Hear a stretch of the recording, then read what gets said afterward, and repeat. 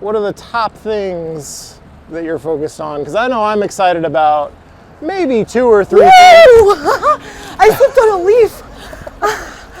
You have really selected the highest degree of difficulty, trying to keep things I just wiped out. You can include that if you want, but it's... We will definitely include Okay. you falling. Okay. Okay, let's go.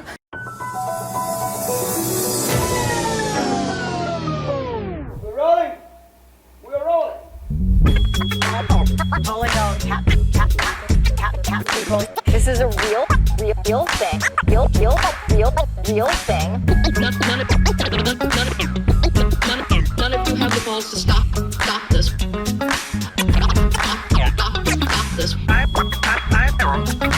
I've got plenty of time. I have nothing else going on today. We're in the Wedge neighborhood right now.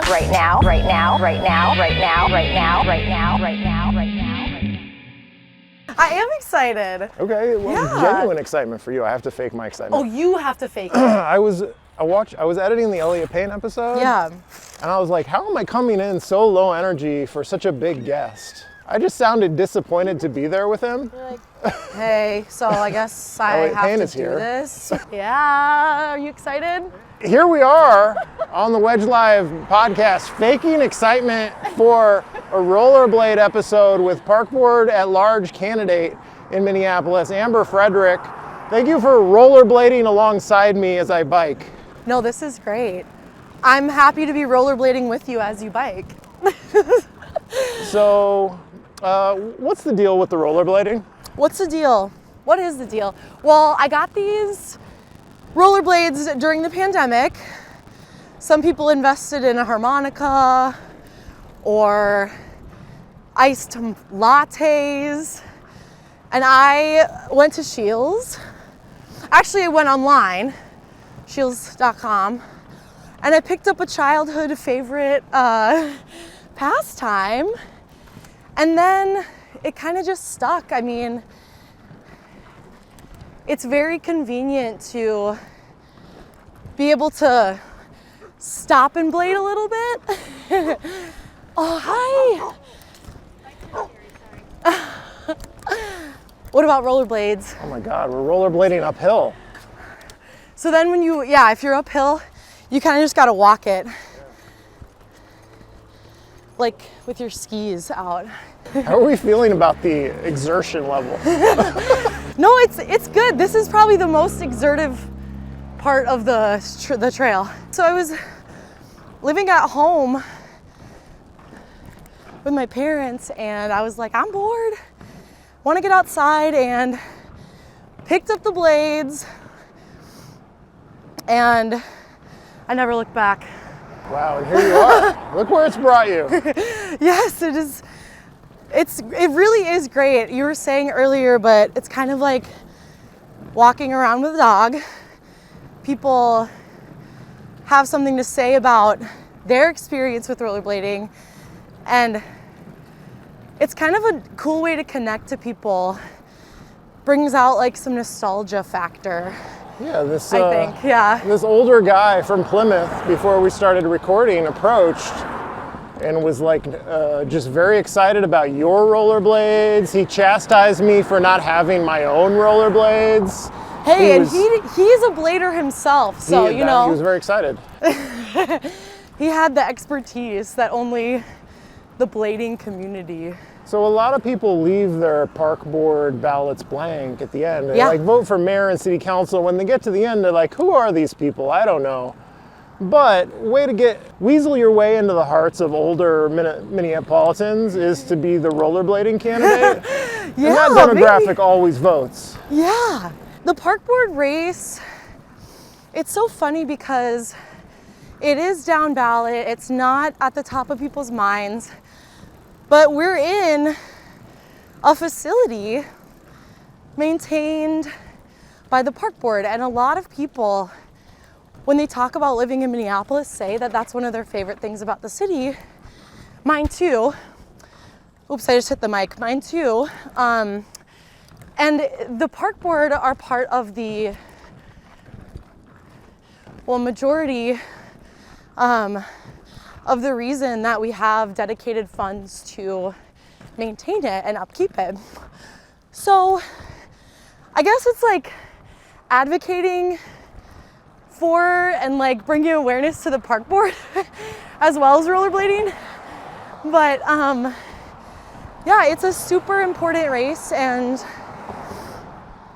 a lot of what I've been hearing from people is about how much they and their families rely on the parks, rely on park systems and classes to engage their families too. So it's not just about what we're doing, but it's about engaging and creating opportunities for young people that eliminate barriers to what would otherwise be maybe too expensive or not a convenient location for people. And I'm committed as a candidate to creating more opportunities for young families like that. What are the top things that you're focused on? Because I know I'm excited about maybe 2 or 3 things. I slipped on a leaf. You have really selected the highest degree of difficulty activity for the Wedge Life podcast. If this was a video game, you would have maxed out the difficulty level. Yeah, I think so. Are you okay? No, I survived. Okay. I survived. So there's a lot of debris. There is. As you can tell. It is a chilly October day with leaves all over, wet leaves on the path. Leaves and mud. Degree of difficulty is super high here. You can hear Amber breathing into your headphones if you're listening to the podcast. I do apologize for the audio quality. Where do we go now? I don't even know where we are. We could cross here. And go back or go through there? You can include that if you want, but it's... We will definitely include you falling. Okay. Okay, let's go. So, yes. Your priorities. Yes. I can think of the two or three things I'm excited about at most. And you're a candidate for office, you have to pretend to have a plan for everything and know about everything. But tell me the things you're really excited about getting to work on, that you know a lot about, that you're ready to go. Yeah, I am excited about engagement, specifically with young people. I work as a youth support specialist right now, and a lot of my job is really just creating space for our young people to speak about what's important to them. And as a candidate, I also hear a lot from parents and family members. Oh, I'm getting lost, John. I'm getting lost. It's a little muddy. Hold on. Who selected this route? I know. Oh my God. You got tree branches popping out of the path. This is definitely where a polished, experienced rollerblader would choose to go roller. I think you're faking the rollerblading thing. Because if I was a rollerblader, I would avoid this area entirely. I last rollerbladed here this summer, and it was a lot different. Did you go up this path? Yeah. This is a very tree branch, like we got roots. It's ridden, The path is not great. No, and I will say I don't know if the requirements for paths include rollerbladers. Like you got walking, you got biking. Where do we fit in? I see a lot of rollerbladers using the bike path, and I'm okay with that. Okay. I don't mind sharing space with rollerbladers. Yeah, they are wheels. They're wheels after all. Youth engagement is definitely a top priority, and I'm most excited about it because we have a lot of stakeholders in the park system, and young people are a huge part of that I think sometimes we think like, we're doing the right thing, and I would agree in a lot of ways.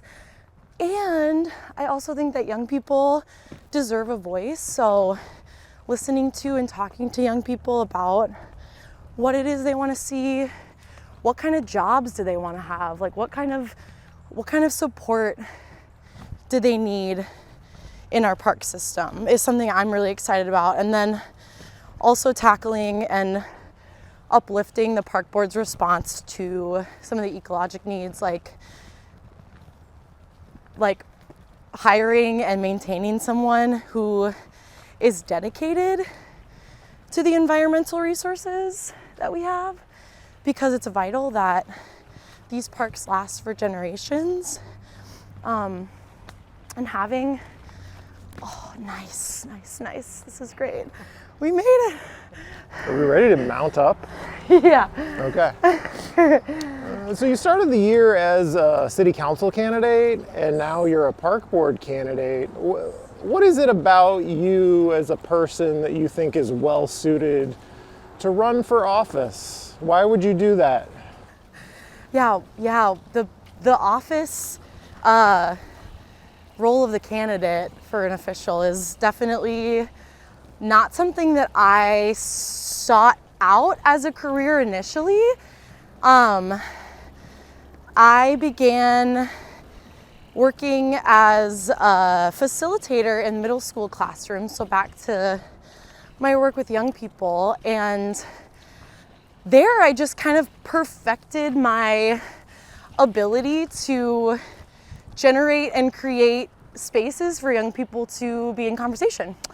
And then I transitioned to my role that I work in right now as a youth support specialist in a similar way. So it's a lot of listening, and it's a lot of responding and giving feedback to young people, which I think aids in the role of public service as well, because as much as I'm talking to you, I like to lead conversations with listening so that I can gather opinions and information that generate the best services. So, like, my career has given me that, but then I also, am just a person who likes people. And I was a theater major in college, so I'm very comfortable talking to people and being in front of crowds. And have you watched a park board meeting before? I have. You think they could be more theatrical? Less theatrical, please. There's too much drama. There's too much theatrics. Park board, too many villains. It's funny because a lot of people will be like, oh, that makes sense. Like theater, actor, that kind of training makes sense for politics. And then I look at some of the politics that happen and I'm like, none of this is a show I would necessarily recommend. I'm like, we have some real work that needs to be done, obviously, and I think that we as a city can do a lot more to focus our attention on that work, instead of kind of what you're saying, which is back and forth sort of conversations that don't necessarily seem as generative. But I appreciate when that does result in some really good generative work, but whoa, stick! All right. So, are you familiar with Tom Olson's a push for open parkways? He's been on a mission on the park board to have open parkways occasionally, kind of like how we have open streets. Sorry. That's okay. We should be able to close the parkways from time to time to have events and to let people walk. People loved it during the pandemic to be able to walk on the parkways without the fear of cars speeding through. You a supporter of something like that? I am, yeah. I think our parkways are an avenue for community building, and knowing how much people enjoy to be there freely and openly is feedback that I hear all the time from people on the doors, and I've talked to Tom about it as well. And I think I won't speak for Tom, but I think from what I've gathered,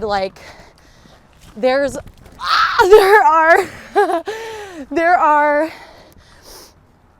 opportunities and creative ways to bring people into our parkways on foot.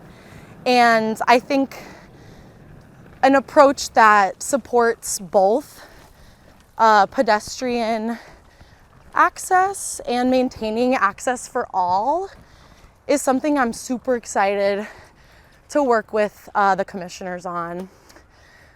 Because there's a lot of really great places, like I know like the Isles and the Grand Rounds are a good like place to start with that. And I think that would be a really good opportunity to also bring in like businesses, community involvement, creative avenues like that. So you're out talking to people who maybe don't understand the relevance of the park board to their lives. How do you explain to people why the park board is important? I would ask, or I would, kind of inquire with folks like what their experience is with our park system and what sorts of activities or engagement that they like to do at the parks, and then follow that up with how those systems and those structures are placed, right? So we have a large municipal budget, larger than some major cities in Minnesota. And I would kind of relate it akin to like the parks city council.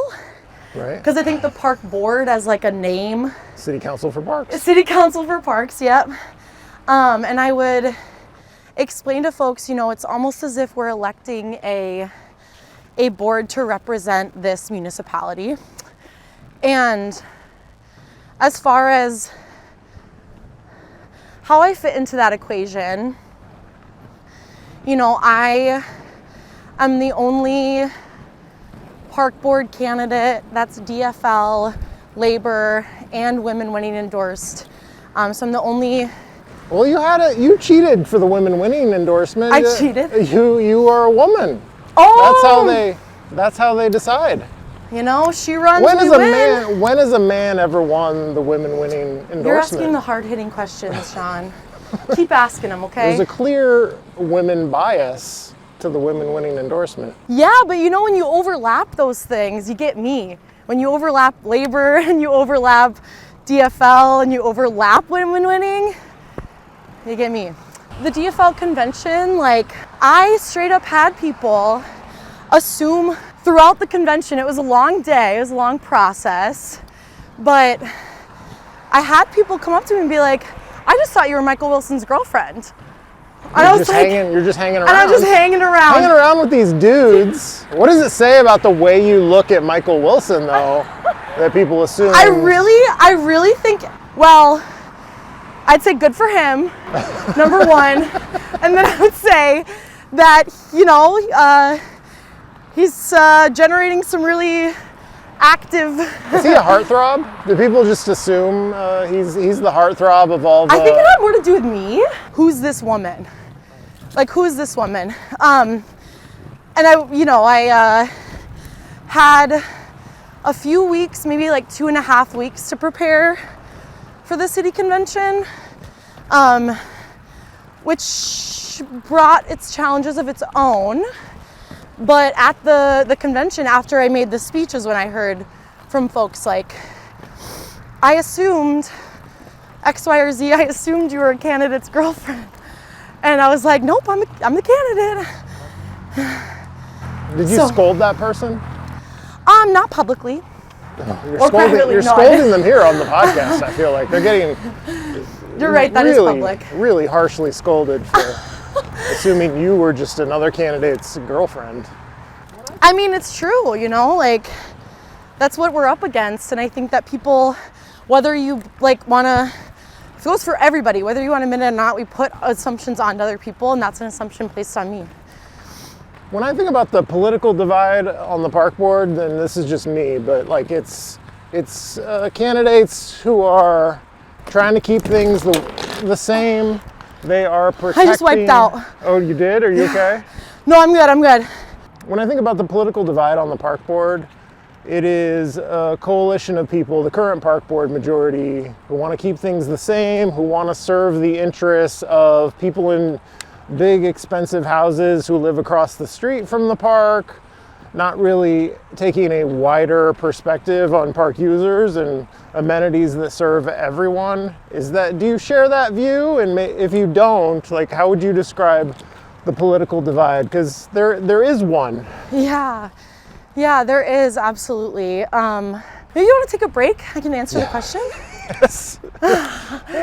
Was this a bad idea, the rollerblading? I think it's going all right. I mean, hopefully you have some useful footage. So it'll be fine. I'm just wondering if you regret doing this yourself. No, I mean, it's hard, but also like... This is just what Amber Frederick is about. Choosing the hard way, not the easy way. It's gonna take some time, some sweat, some exertion. I think it's not just the park board that we sense that division. Like, I think there's a lot of division in terms of what does Minneapolis as a city want to function like. And we've got kind of a camp, over here that, you're right, like, wants to kind of service some of the status quo and maintain some of the original, like, beliefs that maybe serve some purpose in some ways.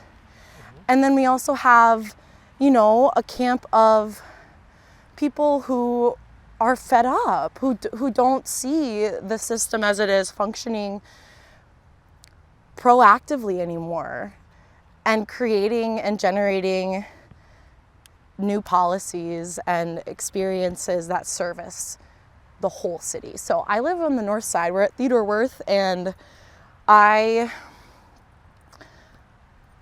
believe that the best way for us to uplift the city as a whole is to invest in and create opportunities for those who've been left out.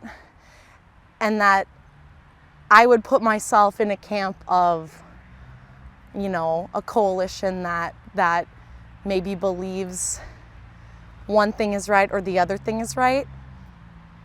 But I believe that, like, the only way we're going to do that is if we really work together and we create opportunities together to service who we know, who I've heard folks from every corner of the city who believe that, we need to invest in North Side and create opportunities for our young girls in my neighborhood to find connections to our natural spaces. And I think it's like the common ground that I believe and that I can service as a city commissioner, or as a citywide commissioner, rather, a path forward.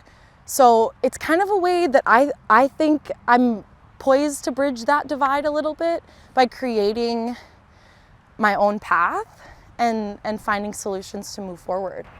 So last thing, this Yep. is my favorite park board thing recently, is the vote to elect a mission-focused apolitical park board. Did you see that email? I saw that email.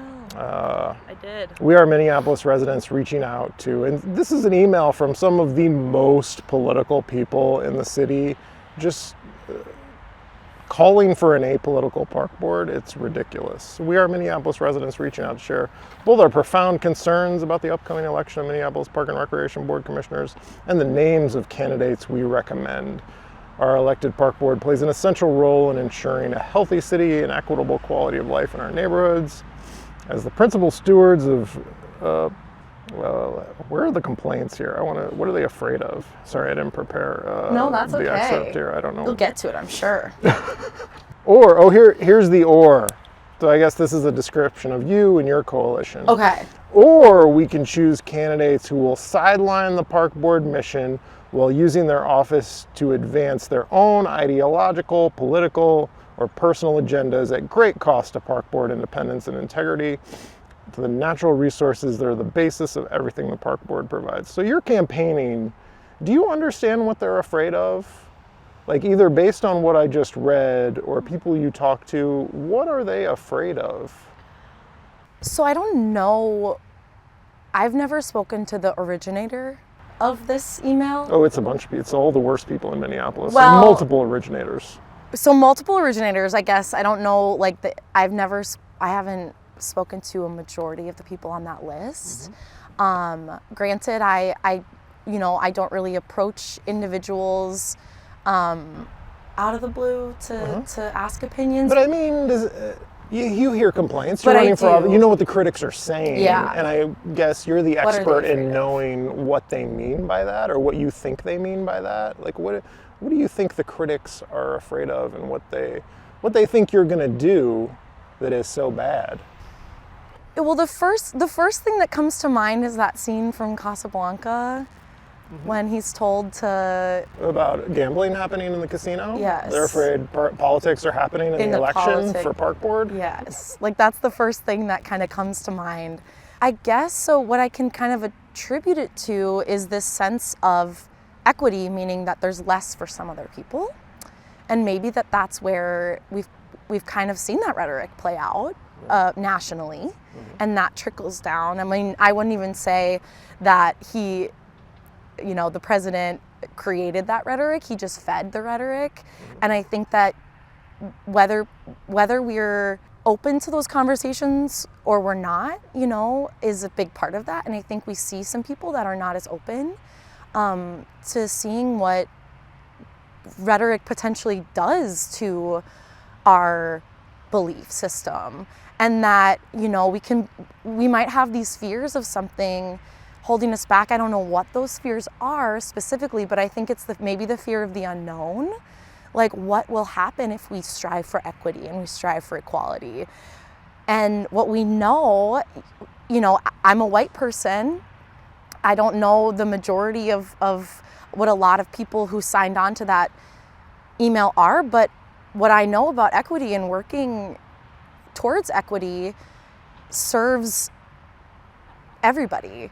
And when you come from a place of always having that, or of walking through life, not necessarily questioning that, it can be kind of scary for people to be confronted with an alternative. So the fear of the unknown is what I would maybe chalk it up to. It seems that there's some of that. I'm going to sum it up as they are afraid of open parkways. They're afraid of the war on cars. I feel like a lot of them are afraid of that. The idea of maybe creating a little bit more park space. That's one issue that's come up. The Uptown Mall, there was a plan to create more park space but sacrifice some parking, and that ended up getting killed, even though it was an adopted plan.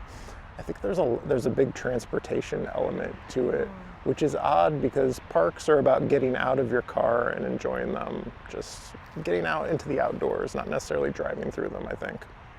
Right. Well, and I'm a huge champion too for bus stops and transit to our park system, which again is a way to expand that access. And I think there's a world that we can build where we're not cutting off one leg of transportation or access to increase another. We're not at risk of banning cars in the parks. No. Amber Frederick, candidate for Minneapolis Park Board at large, one of the 3 at-large seats. Yes. Thank you for joining me. Thank you, John. And I hope you don't regret choosing rollerblades as your mode of transportation on the podcast. Not one bit. Now that I've stopped and can catch my breath, not one bit. Okay, well, this has been the Wedge Live podcast. I'm your host, John Edwards. Thank you for listening.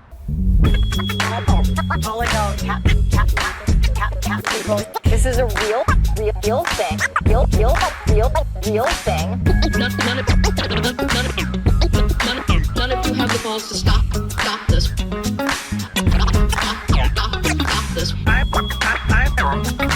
I've got plenty of time. I have nothing else going on today. We're in the Wedge neighborhood right now.